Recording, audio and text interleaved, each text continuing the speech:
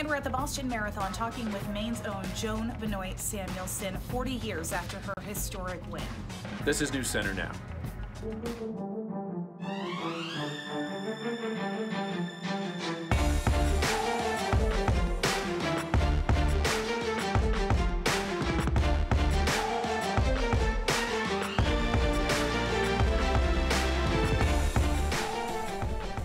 Good evening, everyone. Thanks for joining us on Now. I'm Amanda Hill. And I'm Lee Nelson, and now I'm officially You're part officially of the show. part of the show. I'm in the You're open, in the so I intro. must be officially part of the show. So I'm just boom, filling boom, in. boom. Well, glad you're here. Hey, I'm glad you're here too. Welcome to your new schedule. Thank you very much. We got a lot to get to this half hour. We're going to start with the weather. It looks rather foreboding out there right now. Kind of dark out there, Keith. It does. By the way, that was not you. We just put your head on Lee's, the other Lee's body. Okay, we didn't I have guess. time. We just scrubbed it out. You know, it's just easier thing. that way. Yeah, so similar. Yeah, interesting day today, guys. Very springy because it's been all over the place, right? We've seen periods of sunshine and then downpours, and here comes another round of heavy stuff. As Lee mentioned, in the Portland area, looking outside, here it comes. This has probably got a few rumbles of thunder in there. It's convective in nature, coming back through Sebago, through Portland, Brunswick, Bath, and eventually up through the mid-coast as well. We did see, though, a few breaks in the action during the middle of the day, which drove temperatures up a bit. Then here's the back end of this, which is cold enough to be snow in the mountains, the Adirondacks there. They'll see a couple snow showers in the mountains of Maine, too, overnight tonight. There's that little sliver that everybody kind of get in on as it traveled through Maine, so parts of down east and the northern mid-coast are seeing the sun right now, but it's relatively small amount. As you can see, most of it is cloudy. And where the sun came out, we popped up. It's a 61 officially in Portland, kind of a sneaky mild day today. In the 50s in a lot of spots, still Augusta and Lewiston, despite the rain that is impending. Showers continue through the first half of tonight. By 10 or 11, we start to wind those down. Back end of this is snow shower activity in the mountains. They could pick up a little light accumulation. It's not going to be a big deal, though. And then tomorrow is a brighter looking day. Temperatures upper 40s to low 50s. But guys, tomorrow is going to be really windy, so wind gusts up to 40 miles an hour. So it might look a little bit nicer outside than it actually is. All right. Thank you, Keith, very much. All right, right now, firefighters battling a massive blaze at the French capital's iconic Notre Dame Cathedral. Flames and black smoke were seen shooting from the base of the medieval church's spire on Monday. The peak of the church is undergoing a $6.8 million renovation project. French media quoted the Paris Fire Brigade saying the fire is potentially linked to that renovation work. Now, flames reached one of Notre Dame's towers and brought down the church spire that extended 315 feet high. Back in the U.S., the Justice Department says it'll make the Mueller report on the Russia investigation public on Thursday morning. Now, this won't be the full 400-page report. There is some sensitive information that will be redacted, but it's much more comprehensive than the summary that Attorney General Barr released. Robert Mueller concluded the probe last month. Attorney General Barr said the special counsel did not find a criminal conspiracy between Russia and Donald Trump associates during the 2016 campaign, but Mueller did not reach a definitive conclusion on whether Trump obstructed justice, and instead Barr said he did not believe the evidence was sufficient to prove that Trump had obstructed justice. Actress Lori Loughlin and her fashion designer husband have decided to fight the charges against them in court. The couple and other prominent parents linked to the college admission scandal are pleading not guilty. Loughlin is accused of paying $500,000 to get her daughters into USC on sports scholarships, even though her daughters were not actually athletes. Loughlin filed papers today to waive her right to appear for an arraignment. Loughlin, her husband, and more than a dozen other parents were indicted last week on charges of mail fraud and money laundering. A community in Maine is mourning the loss of a young Marine this evening. Yeah, Tyler Wallingford was just 21 years old when he was shot and killed on his base over the weekend in South Carolina. Our Samantha York is live in his hometown this evening with more. Samantha? Yeah, Lee and Amanda, Tyler was a huge part of his Standish community. He actually volunteered here at the fire department for years before eventually serving his country. And as someone who grew up around him and his family, I can tell you it has been extremely difficult for them and our entire community. The last time we saw Tyler Wallingford, he was doing what he did best, making a difference. We were able to save one cat and one dog. The 21-year-old was a third-generation firefighter for his hometown of Standish and an avid skydiver, serving his community. And then, after high school, he chose to serve his country as a Marine. It was here, at the Marine Corps Air Station in Beaufort, South Carolina, that Tyler was a corporal and an aircraft ordnance technician. Base officials say on Friday night, Wallingford was shot and killed by another Marine at the barracks. No other details are being released at this time.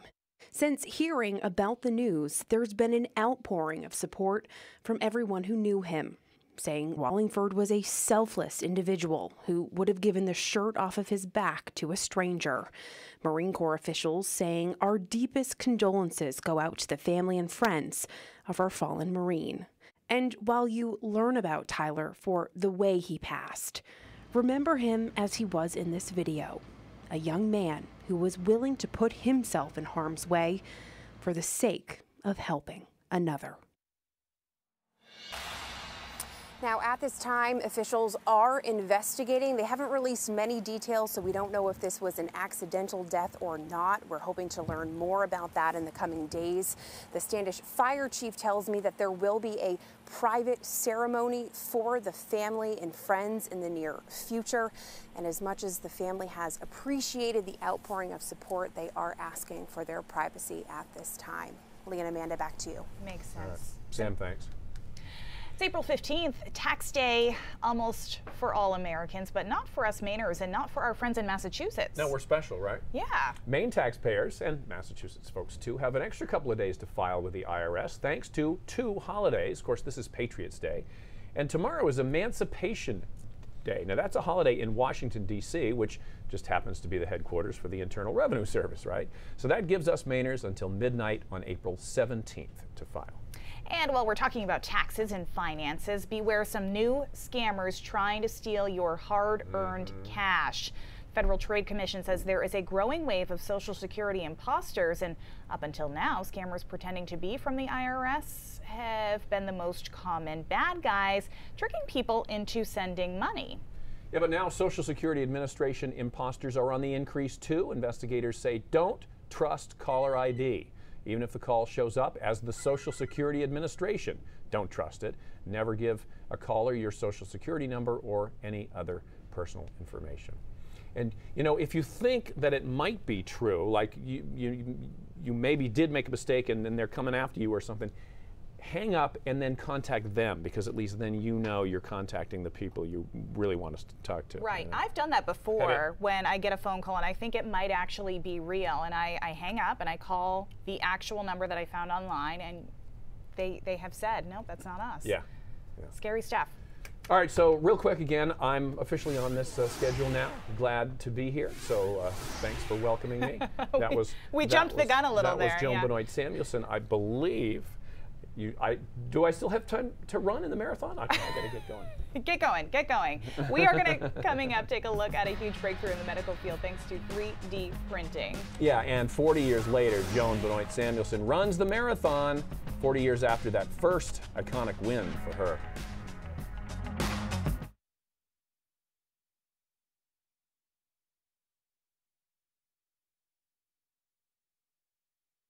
And I was like, oh, okay.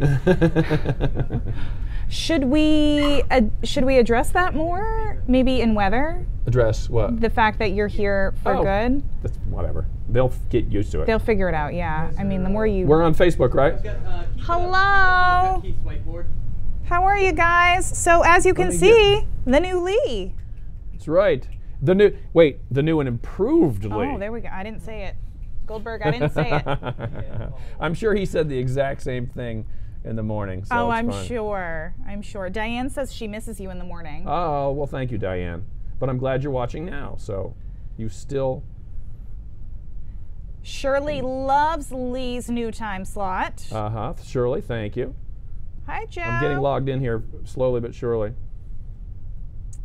It is a dreary day, friends. 2 hours... Oh, somebody says they live 2 hours from where that Marine was killed in South Carolina, Paul. Yeah, that's a sad story. Yeah, and we'll be here. We'll have a lot more on that tonight later on too, at 5:30 and 6. Hi, Fred. New but old. Thank you. Appreciate that. Wow. Leo. That's fine. That's fine. That's fine. Oh, man. Wow. London. Wait a minute. Are the newest comments on the bottom or the top, Liam? I don't know. I think it's Bottom, I think. Yeah. it's like where you would be commenting. Okay. Right. Closest to the comment. Okay. There we go. Because I do this all the time. All righty. Well, anyway, thank you, folks, for tuning in. Great news for Lee. Yes, it is. It is. Do you want to break up this 3D printed heart? Sure. You want to start it? Where is it? Why can't I get to it? Seeing a bear in the woods is really cool. Where is it? It's before that. Right there. Oh. Yes. Okay, I'll start it. Yeah, How sure. many of you have been really last minute with your taxes? Like, are you guys actually taking advantage of the fact that we don't have to be there till the 17th? I think a lot of people do. There you go. I'm going first here, audio. Just real quick. Israeli researchers are calling it a major breakthrough, the first complete heart created with a 3D printer. Pretty impressive. Scientists at Tel Aviv University today showed off their creation. They say it's a big advance in engineering replacements for diseased human organs. Now, the research team says this is the first 3D printed heart with actual blood vessels. It takes about 3 hours to print using current technology. The team succeeded in printing pink and blue 3D rabbit-sized hearts. But the university professor who led research for the study said that larger human hearts require the same technology. So this is the first time that the whole heart with the blood vessels and cells is printed. We printed materials and cells from the human itself and created such a complex geometry of a heart. In the first, all the hearts that were printed until now, as far as we know, are made from more synthetic materials or other materials that don't originate from the patient itself. They do also talk about how the printed hearts can currently contract, but they still need to learn how to behave like hearts. Still incredible technology. It's like you can't wrap your head around it. No. Of just making a heart. A printer is making a heart. Which would be huge, seeing where that goes. Oh my gosh, just crazy. All right, now this, seeing a bear in the woods. That's pretty cool, right? As long as you're not too close. And if you want a close-up of a bear, well, this is the way to do it. Check out some video from Tammy Holmes of Vienna. Okay, a hungry bear eating the bird food, bird seed, right outside the family's front door. Apparently there were no picnic baskets around. I'm so glad you had to read that and not me. So the bear was right there. Cool. Hey. Bears are so cool, but the problem with bears is that they seem like they'd be fun to play with, and of course they're like vicious wild animals. Yeah, they're terrifying. They're cute babies, but from behind the glass. Terrifying. All right, coming up, we're going to see how a fictional sport was turned into a real-life competition. And Keith is back with another real look at the forecast.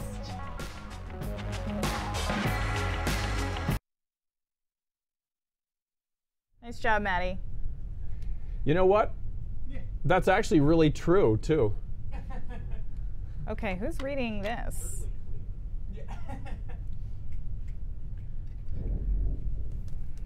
You want to read to... Why don't we split it up? Yeah, you want to read to like 21 years old? At just 21 years old? Yeah, sure.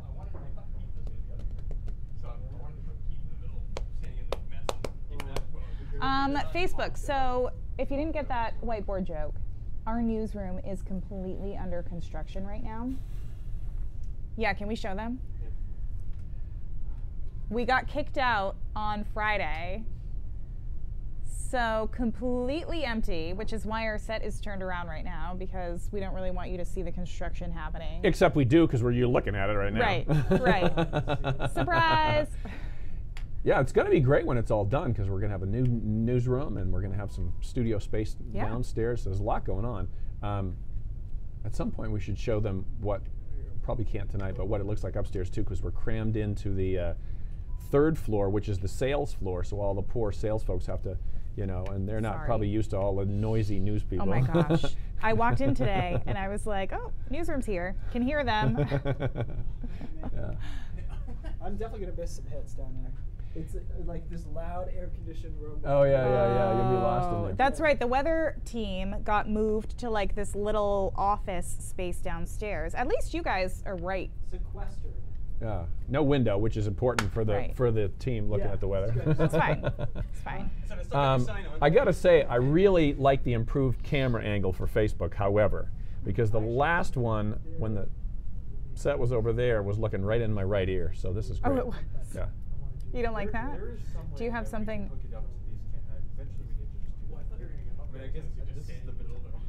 Right. That's fine, but that shot made me nervous. Whereas I'm fine with this one. This is good. That's because you're not right up against it. Right. I don't love it. I don't love it. Hey Seth, you want to do a free shot? Let's see. What's everybody? Okay. Oh, I'm so grateful to see you here, Lee, says Heidi. Let me see. Oh, you got to read this one for yourself. Okay, let's see. Is it will I blush? I'm so grateful to see you here. I still consider you greatest broadcast journal. Yes, you'll see me and Cindy next half hour at noon and 5:30 every day.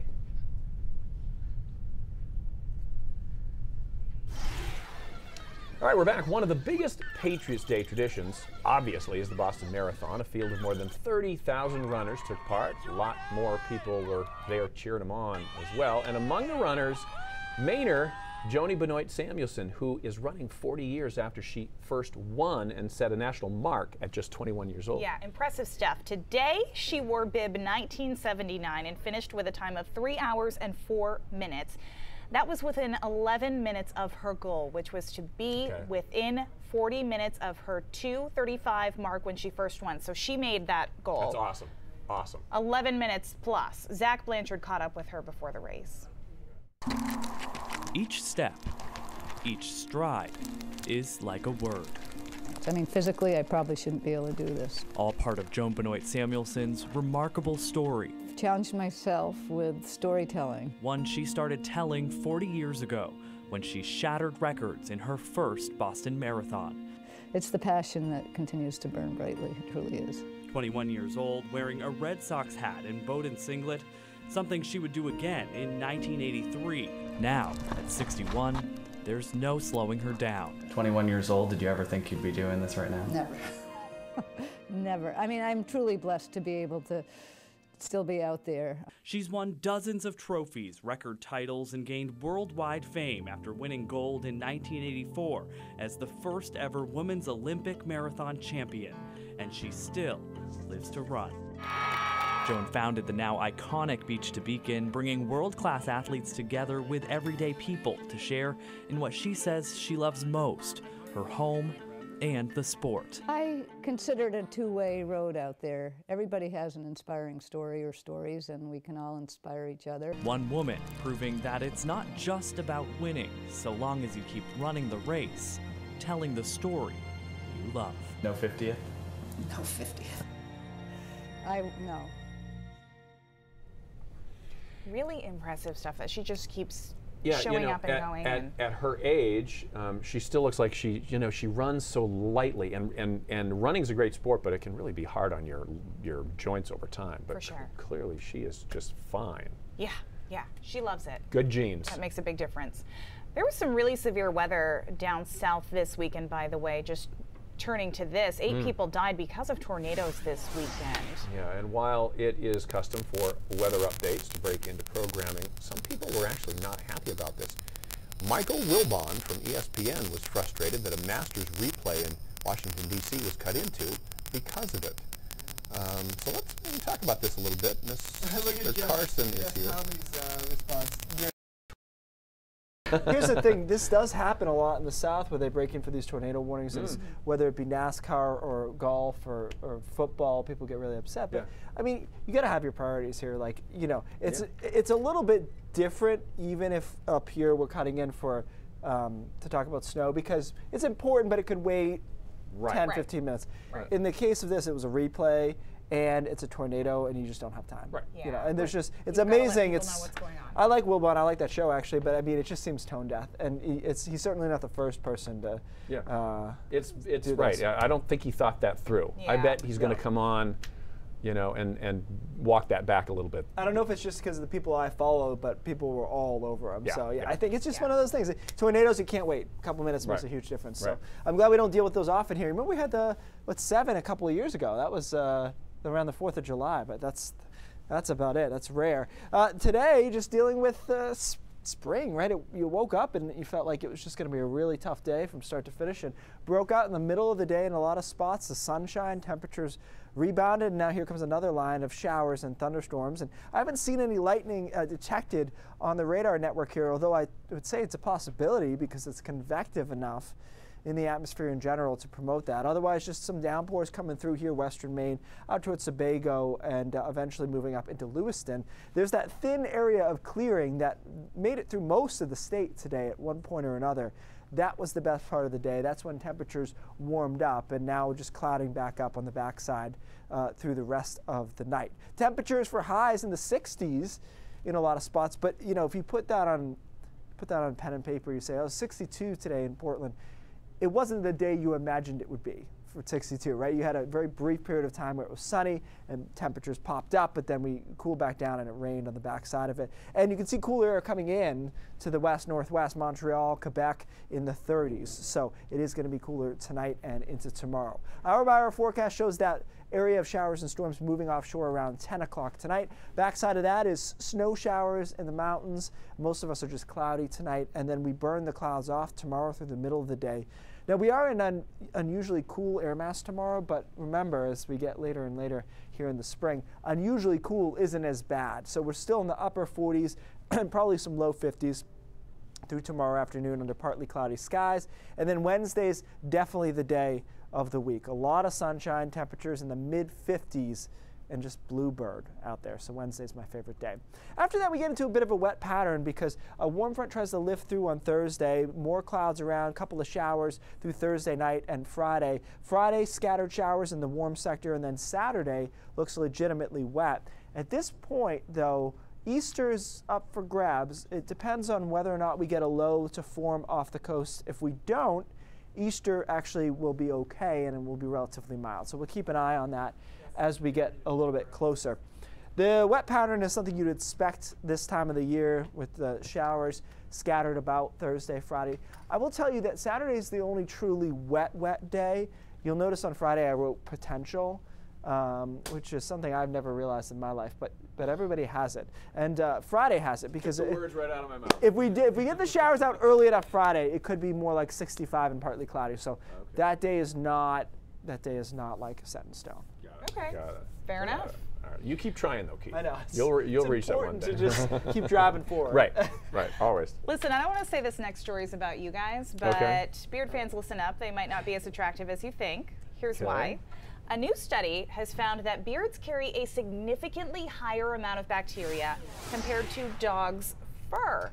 Scientists from Switzerland took swabs from the beards of 18 men and then the necks of 30 dogs of different breeds. All of the beards were found to have a high bacteria count compared to only 23 out of 30 of the dog swabs. More alarmingly, 7 of the beards had bacteria that was actually harmful to human health.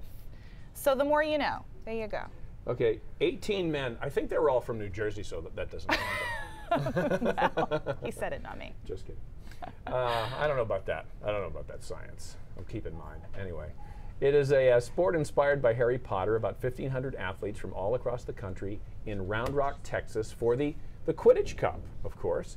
Quidditch, inspired by the Harry Potter movies. The sport is kind of a mix of dodgeball, basketball, rugby, lacrosse, and yeah, you have to have a broom with you the whole time too. Okay. So there you go. There it is. But people take it seriously. On to this sport. An elite team of gamers came out on top as the best and fastest problem solvers in the world in the escape room world championship in London. Oh, you got excited about that one, huh? Competition ran over 2 days this past weekend. The final challenge was made up of 4 rooms. The 4 rooms are designed to test participants in 6 problem-solving skills: creativity, logic, visual thinking, musicality, memory, and strategy. The Slovakian team was crowned world champions after completing the final escape in just 27 minutes, 16 seconds. That was 10 minutes faster than their nearest rivals from Croatia. Wow, that's really cool. Good on them. You know, I know there's escape rooms all over the place. The one in downtown Portland has a brand new Congress Street storefront. It's beautiful. Oh. Go in there and have a look. Yeah, they're all over now. Yeah, they all are. over. All right, let's talk to Cindy, see what's coming up. I'm still freaked out about the beard story. Yeah. Well, I was going to say, I think you like it, which is why he's kept it, but maybe you've changed your mind. I have a dog too, so. Right. Germs everywhere. Whatever. That's right.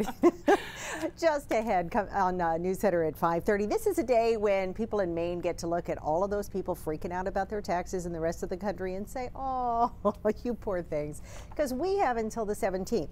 However, our time is coming. We've got some important info and extensions and whether the government shutdown is having any effect on returns. Plus, feeding the pigeons on a park bench used to be a lovely way to pass the time, but in one Maine city, it may soon be illegal. Why? Well, let's just say it's all about what the birds leave behind. Just those stories and more ahead at 5:30. All right, thanks, Cindy. We're kind of on a theme here, aren't we? Like Yeah, just germs and gross stuff. Terrible things.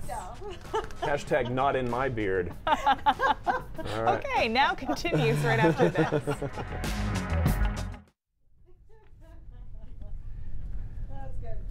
All right, dirty beards. Hey, where's our brain drops? Keith is coming where Lee is, and you guys are going to sit here. Okay.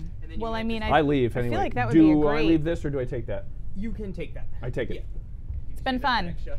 Yeah. And then you might want to just spread a Thanks, little Mandy. bit across because you're using the center monitor for you and Keith. Oh, so do I? Should I sit there and Keith sit here? Or should we stand? Standing might work. Yeah, you want to do that? Let's figure this out. Oh yeah, that could work, right? Yep. And I don't need the prompter anymore, and I don't need this. Aw, Heidi, thank you for the love. I'm so winded. You guys could just stand there. All right. That work for you? Yeah, it's fine. Okay. How do you feel about that beard story? Honestly, I was not listening. What was it about? That men's beards are filled with significantly more bacteria. Wait, are we standing here or back here? Than a dog's fur. Back up. That doesn't shock me, I guess. Yeah, are we Dark all over here. right? I think it depends on how big or how thick it is. Okay, depends on how thick it is. Shower regularly. Like Yeah. Actually. Yeah, this is like scruff. Although I was That's the thinking thing, like if you shower every day, you're like washing your beard, aren't you? Yeah, it should be. Are you I not? was actually thinking about shaving this. But if you have one You look so weird without a beard now, though. Is that? Yeah. You're just used to it though. Yeah. Maddie sent me a picture of him without the beard chops there, and I was. He does look very different too, yeah. Yes.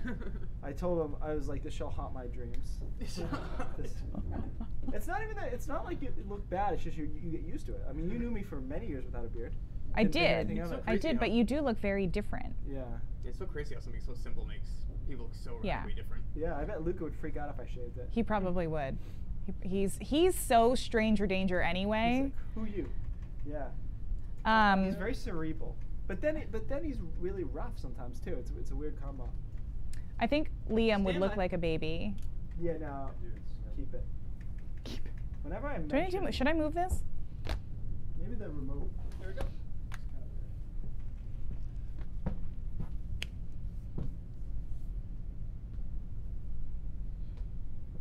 Okay, check this out. This plane, they call it straddle launch. It's not a very inventive name, and I'll tell you why in a second. But angling to be the biggest plane in the world, they took a test flight the other day in Southern California, and the point of this behemoth is to launch satellites into low orbit without having to use a rocket. So that's the idea, is that instead of having to use a rocket and wait for the weather to be right, you can take this plane and put it in the right part of the atmosphere that you want to put it in. It's kind of interesting that one thing they mentioned, and I wanted to see it fly a little longer, but you can see even on takeoff, they had the max speed at 189 miles an hour, which for a plane is super slow. I was going to say that's not much. Yeah, super slow. Usually, like if you're flying commercially, you might be going 500 to 550 miles an hour, depending. But this thing flies into space. Right. Well, into the atmosphere? Yeah, the lower part of. So basically, they went up 30-something thousand feet. Their plan is to go 70,000 feet and be able to launch satellites off of it. So I thought that was pretty interesting. The stability, by the way, is the reason that you've got two fuselages, and also one is manned and the other has equipment in it. So that's the idea behind it. But I thought that was really interesting. I saw a clip of it. I'm like, what am I looking at? I didn't know if it was like the 40s or now. You know what I mean? Like just because of the biplane look to it. But really strange. We'll see if it works or not, and we can launch satellites with it, which we launch a ton of satellites, so it'd be easier to not have to do a rocket every time. SpaceX wouldn't be happy to do it. But Elon Musk has other money. It'd be fun. News Center at 5:30 starts right now. Thank you, Facebook. Thanks for hanging with us, and thanks for the love.